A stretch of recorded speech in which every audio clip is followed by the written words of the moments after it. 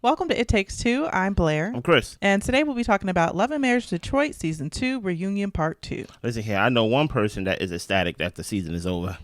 Subscribe, like, share, comment. Before we get into the actual reunion show, the real news has come out that Brandon and Kristina has officially filed for divorce and things of that nature. You have any thoughts about that, Blair? About time. About time. Yeah. Here's the thing about it. Now, since we know in real time that they filed for divorce, it kind of makes what we saw in the season, in the second part of the season, make sense. Because I was talking to Blair and I was like, okay, you had all these problems in the house of how he's not showing up inside your marriage, all the above, but the main focus is going to be about your career. Mm-hmm. It kind of make it seem like for the show, he moved back into the house. But really, it didn't really seem like y'all was meshing anyway. But prayers to y'all. Hopefully, everything works out. Brandon finally got what he wanted. Yeah, I mean, he's been asking for the longest. So I'm just like, just give it to him at this point. If you don't want me, then don't talk to me. Exactly. Go ahead and free yourself. So Kristina didn't congratulate Kolby on having the baby. Mm-hmm. She felt like their last few interactions were dry. And it only feels like off season, Kristina doesn't reach out. But she says that Kolby doesn't reach out either. Here's the thing. I wouldn't mind this statement if Kristina was just honest. You get what I'm saying? Don't try to make it seem like in the first part of like, I didn't know, I'm not on social media and things of that nature. Just say, I don't bang with Kolby. But then it will undercut everything you did for her on the show in the sense of the baby sprinkle, mm-hmm. right? So you knew that she was due of at least a baby. you do, like, you get what I'm saying? So here's the thing about it. Even though you did not congratulate her because y'all not cool, I'm also going to give Kristina a little bail out of jail for this one because I'm going to shift the blame to Kolby.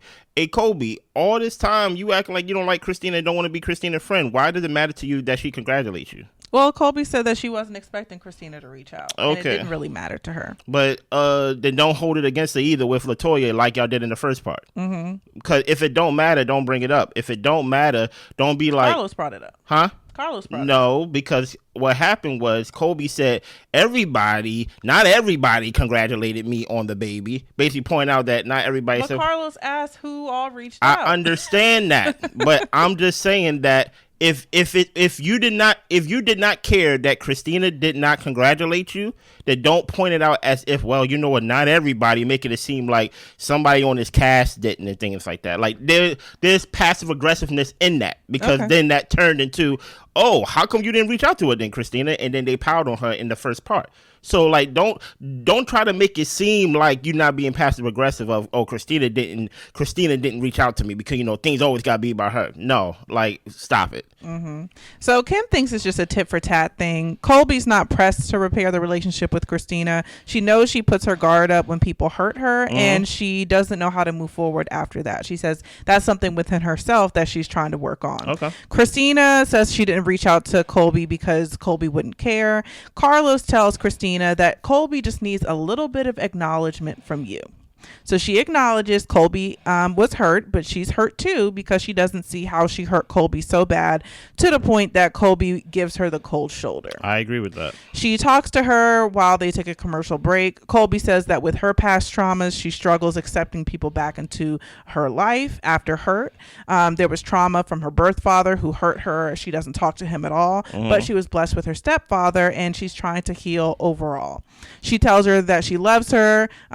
Kristina says that she apologizes for not reaching out and she acknowledges that it was petty on her end. I think with Kristina, that's all people really want to hear from her is the acknowledgement and the apology. And I get that Kristina it's like she likes to, when she starts a conversation, she likes to act as if she has no fault. Mm-hmm. But as the conversation continues, she sees where she has fault. So it's just kind of frustrating to when somebody is trying to talk to her, she's acting like there was nothing there to begin with. I don't know why she does that. Not even fault, like lying, just flat out lying. Yeah. Like at first it starts out with, oh, I didn't know, I'm not on social media. She didn't send me a picture. She didn't send me a picture. And then now we ended up with, I'm sorry for being petty. It's like, that's two total different things here. You get what I'm saying? Like, I got choked up. The show is leaving and I'm about to cry. Excuse me.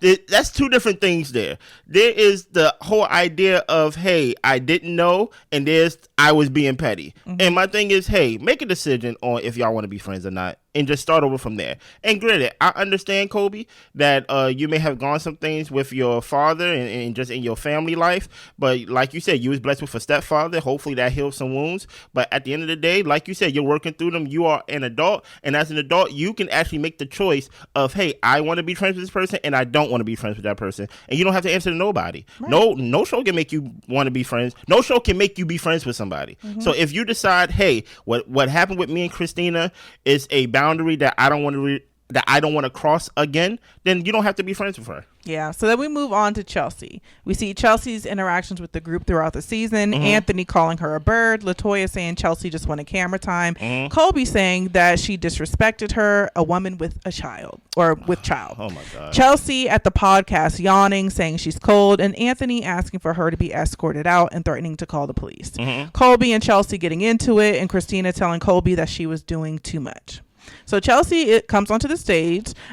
She talks about how she called LaToya and Kolby the two stooges because the moment was comical to her. Yeah. LaToya didn't have any receipts on her saying not to support LaToya's brand, but she's seen it, so that's why she brought it up to Kristina. Chelsea says a lot of the time it's 2 against 1 when it comes with LaToya and Kolby. Her response to LaToya, she can admit, was probably residual feelings from what happened with Anthony. Yeah. And LaToya tells her, but I didn't do anything to you.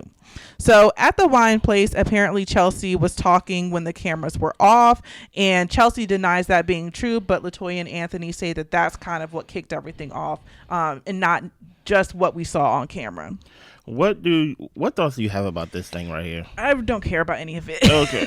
But because we're here talking about it, I'm going to be a present participant. Please do. Yes. And because of that, I will say that it does get to be 2-on-1 at times. Like LaToya and Kolby can't just have their own individual conversations with Chelsea. It's always one jumping in for the other. And LaToya, as smart as she is and as grown as she is, you would think that some of your husband's actions are going to reflect on you. So for her to say, but I didn't do anything to you, even to the point where she says, well, Brandon, you take jabs at me because of stuff that Anthony does. And it's like, ma'am, that's your husband. You're going to catch strays. Like, I don't even know why we're acting like that's not a thing. You know? What about you? Number one, Kolby, this whole woman with child thing, the woman with child also decided with her own power that she has to engage in the argument. Right. So you could have removed yourself. So this whole damsel in distress thing, I'm not buying into that. Dr. LaToya, every issue you have with somebody, literally none of them are your issues. These are issues that you have adopted as your own. Right? The whole Chelsea thing, that was with your husband, Anthony. And I don't know if you remember, because that happened in season 1, right? I don't know you remember. You was the one at the table trying to tell your husband, like, all right, relax, calm down. Now you kind of flipped it on his head to where it's now, oh, she's ghetto and things of that nature. And now Anthony, there's no fault that Anthony did anything in the situation to cause Chelsea to talk out or act out the way she's acting. Listen here, we are not going to act like we haven't been watching reality TV show for years, right? Reality TV shows for years, and being called the Two Stooges is the worst thing that you could be called on these type of shows, right? We're not going to act like, oh my goodness, what an insult. I am a mother with child and I am a doctor and things like that, and I can't be called a stooge. Trust me, there's worse names than being called that. So that's when I'm just like, let's move on to actually like, what do y'all got going on in y'all lives besides this issue? The fact that y'all over here talking about, hey, Chelsea just wanted camera time, but y'all keep feeding her like these like scenarios to where y'all giving her stories like camera time. My tongue is dry and can't talk today. I don't know what it is. Y'all keep giving her these scenarios to where she does get camera time. If y'all really think little of her that much, ignore her. Don't talk to her at all. Yeah. Anthony acknowledges that things went too far, but when she said certain things, he felt like she was there for a moment. Okay. So we see Bravo and Chelsea talk, and essentially this was a scene that wasn't added to the show before, and Chelsea was talking about how her conversations with Anthony triggered her because she had been in an abusive relationship before. Yeah. And Bravo acknowledges that sometimes a man can trigger a woman's past without knowing. Yeah. Anthony says that he doesn't hate her. He apologizes for what was said.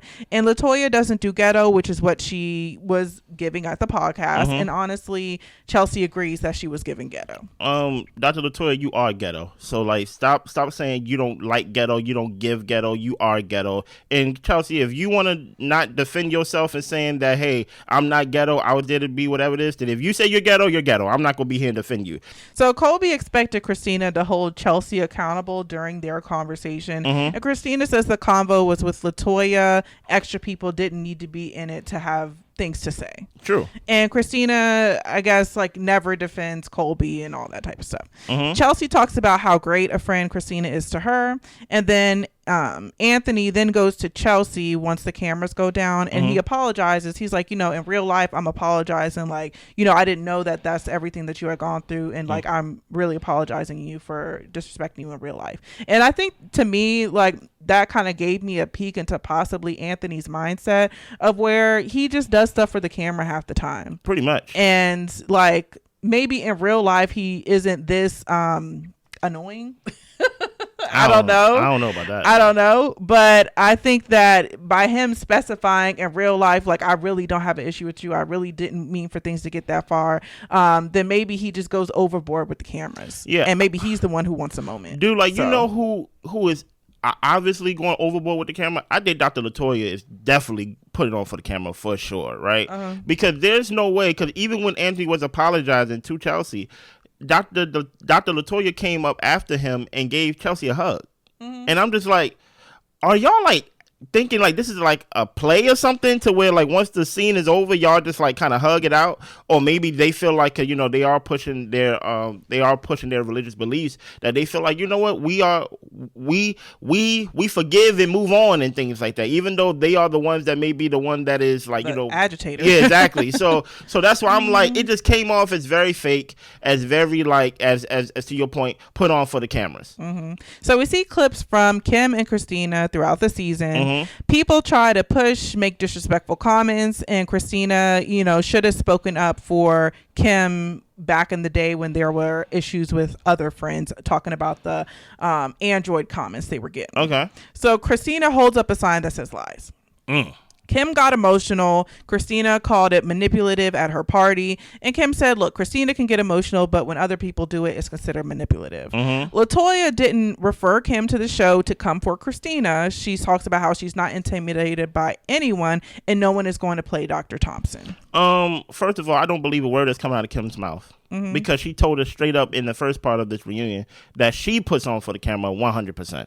Right? Even with her trying to act like she was crying in that flashback scene, but I ain't see a tear fall out her eye and things of that nature. So this whole thing, or basically the whole theme of this reunion, as y'all would basically say, oh, this is the Brandon and Kristina show. This is a Kristina show. Well, this is the Bash on Kristina reunion, right? It seemed like y'all don't have nothing else to talk about, or didn't have nothing else to talk about besides, hey, you didn't defend me or stand up for me as a friend, big dog, and things like that. And it seems like it's not even on the terms of you did not stand up for me as a friend. That's why I don't want to be friends with you, and I'm not friends with you now. It's almost as if they are pleading for her acceptance. Pleading for her to be like, please change your behavior, or please acknowledge me so we can be friends again, because secretly I want to be your friend. And that's what it's all giving with Kolby, with Kim, not with LaToya. I think LaToya could take or leave Kristina. But yeah, I think that the ladies like really, really want to be back sisters with her. Yeah. But Kristina is not going to humble herself if she does. No. And, my thoughts about it, Kim came on strong on the show. She did. She was throwing clothes and fabric and all this type of stuff, and it just seemed like overkill, especially for the comment that was made by the friend that Kristina didn't jump in to fix the situation necessarily. It just gives very childish, and I understand that you would want a friend to basically say like, hey, don't say that, that's disrespectful. But at the same time, if Kristina wasn't around when the comment was said, like, why would she insert herself between the issue between y'all? Exactly. And one that wasn't even a big deal to begin with. Like, girl, let it roll off your back. You don't have to hang out with this person or see this person until my next birthday. Type of thing. A whole year later, and then on top of that, you're grown. Yeah, you're grown. So we talk about the cast staycation. Kim and Kristina were able to make amends. Kristina doesn't see how she was such a horrible friend, and Kim says sometimes she feels like she's talking on deaf ears with her. Kristina doesn't feel like she has a voice in their relationship, and Kim gets easily upset. She gets emotional, and in their friendship, she's had to cater to her personality a lot. Yeah. Kim does have high expectations for Kristina, and if you don't meet those expectations, it's kind of like you're not a good friend. Yeah. Kim talks about how she has some trauma with women because of her relationship with her mom. There have been things that triggered her with Kristina. And Kim goes hard in her friendships because she wants everyone to feel the love that she never received. Kristina talks about how she's willing to talk to her one-on-one to try to turn to the next page in their relationship. So honestly, it's giving everybody has past hurts and they're taking it out on Kristina. Kristina does have fault, but like y'all are treating it like this lady killed your cat or something. First of all, that's exactly what I was trying to say about the Anthony thing. Listen here, I understand we went back and forth, but I have nothing to do with your triggers. I'm not responsible for your triggers and things of that nature. I'm here to shoot a show, and I'm here to be fake on the show. Speaking for Anthony, right? Yeah. Now, when it comes to your relation with your mom, I'm not your mom. I understand that those triggers may be real.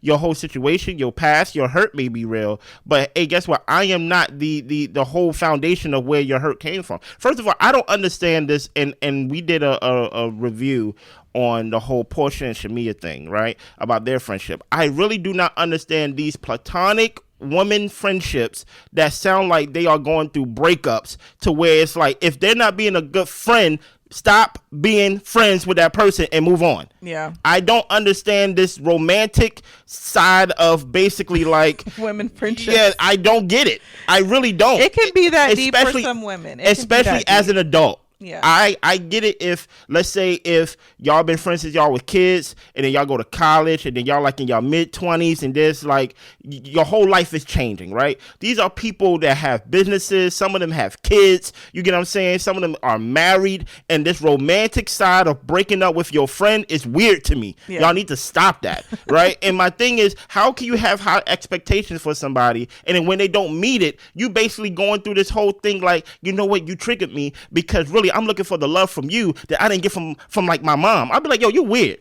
Yeah. Like I don't care about the love you didn't get from your mom and equating it to me. You get what I'm saying? Fix that with your mom. Yeah. Fix that with your grandmama. Fix that with your marriage. Fix that with people that actually like, you know, matter. Fix that within yourself, you know? But to actually put that expectation on your other relationships with like your female friends and things like that, that's not fair to them.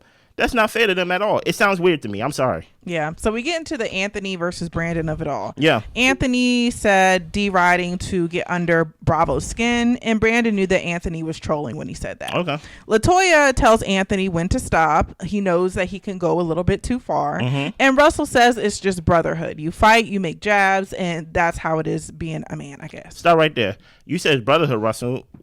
I wonder how you would have felt if Anthony would have said you deriding somebody. I know he's never said that anything like that. No one disrespects Russell that way, and that's what I mean in the sense of Russell could easily look at it because he's not in it and just be like, they just being brothers. But at the same time, I bet Russell's the type of person that demands a level of respect to where you're not gonna cross that line with me because I'm not gonna treat you like a brother, and you're not my brother. Exactly. So I will put hands on you. You get what I'm saying? Anthony brags a lot. Bravo goes through the list of everything that he's bragged about. And Anthony says, when you ask me a question, I'm going to answer it. And Brandon says, but we don't be asking you questions. We don't. You're just braggadocious. That's true. Carlos and Lakita in the background, she's saying, well, all the guys brag. They all do it in their different ways. But for some reason, when Anthony does it, it's like nails like on a chalkboard. Like it's overkill. Yeah. Carlos says Anthony is very confident. It's not bragging when it's true. And Russell says we have to say positive things about ourselves because the narrative about us, and I just kind of put in quotes like, I guess black men in America can be very negative. So you have to pick up yourself. No, you don't. I'm saying do that in the mirror so you can have self-confidence, but don't tell me. I don't need to know. I can see you and do how well you're doing. You don't have to tell me how great you are. Here's the thing, right? With Russell, I understand what he means by that, but every issue here's the problem with Detroit, right? And hopefully y'all fix it next season, right? Y'all are taking y'all little petty issues and trying to make it like a social thing. as if it's like, hey, you know what? The reason why Anthony brag is because as black men, as you may be alluding to, you didn't say, but I'm just going by what I think you are alluding to. We have to speak confident over ourselves. We have to speak positivity over ourselves because we are viewed as negative to the outside. And I'm just like, no. Things are not 1854. Things are not 1902 and things of that nature. We had a black president and things of that nature. And it could just be as simple as Anthony is just a prideful guy. Mm-hmm. And he's just a bragging guy and things of that nature. Here's the thing about it. Russell, when I see Russell, I see someone who is confident. I see someone who is about their business, who may even be about their family in certain ways. But at the same time, I don't see him having to tell everybody what he do and like the money he have and the money he give and the fact that, hey, you know what? Every scene he's saying, you know, I did retire Kolby. I did retire Kolby. I did retire Kolby. So in a way, I understand what you're trying to do there, Russell, but that's not the case here. It's just Anthony's just he's just a boy. Mm-hmm. You get what I'm saying? That like to brag about the toys he got. That's all. Yeah. And that's all we got. That's all we got. That reunion went by pretty fast. The season did not. Mm-hmm. Right?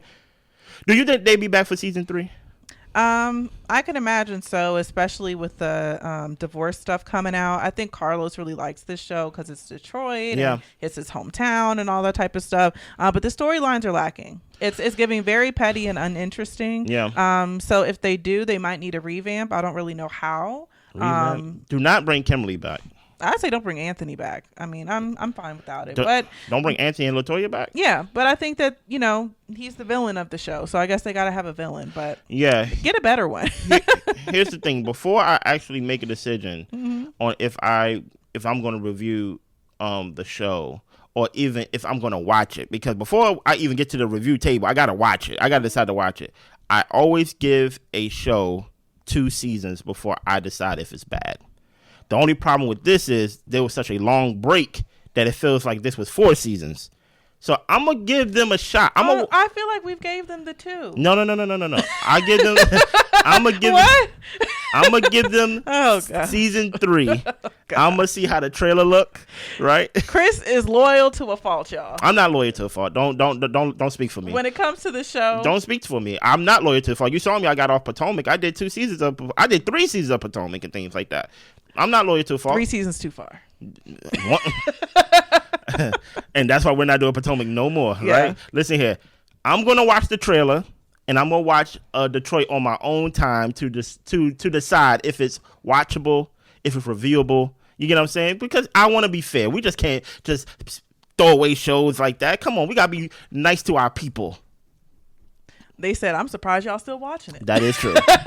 Y'all did say that in the comments. Y'all are actually watching us befuddled. Like, well, why are they watching the show? Exactly. So subscribe, like, share, comment. We'll be back next season. Maybe not. Bye. Bye.